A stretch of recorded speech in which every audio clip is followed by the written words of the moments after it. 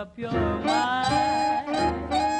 Tall, regal, and elegant, Ann Baker was appropriately known as Charleston's First Lady of Jazz.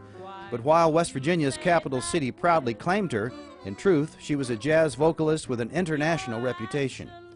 Baker sang with some of the giants of 20th century music, and while her devotion to hearth, home, and her husband, tennis star and restaurateur Delaney "Wag" Wagner, mostly kept her off the touring circuit, she continued to thrill audiences well into her 80s.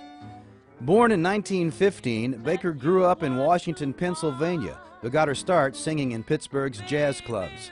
She would be discovered by the great Louis Armstrong, who added her to his big band in 1943 and remained a lifelong friend.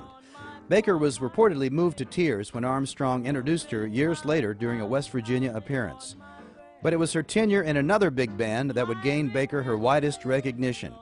In 1946, she replaced Sarah Vaughan in the Dream Band of vocalist Billy Eckstine. The lineup included, at various times, legends such as Miles Davis, Charlie Parker, Art Blakey, and Dexter Gordon.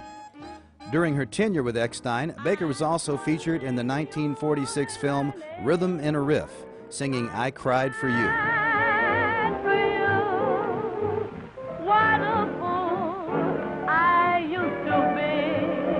As big bands fell out of style at the start of the 50s, Baker settled down in Charleston, but didn't stop performing.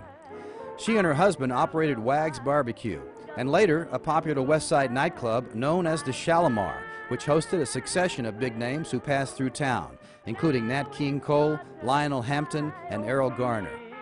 Baker would frequently set in with the band and perform locally with such combos as the Earl Tate Trio, the Francis Taylor Trio, and the Billy J Trio. In later years, Baker became an institution at the West Virginia Jazz Festival. You've changed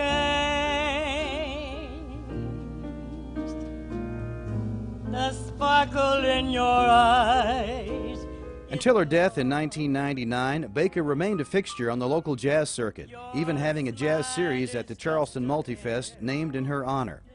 She also appeared several times on Mountain Stage, and as CD reissues of old releases began to flood the market, recordings surfaced of her singing on dates with Miles Davis and Charlie Parker, among other greats. Tell them it was little Ann Baker, but she's been a hero.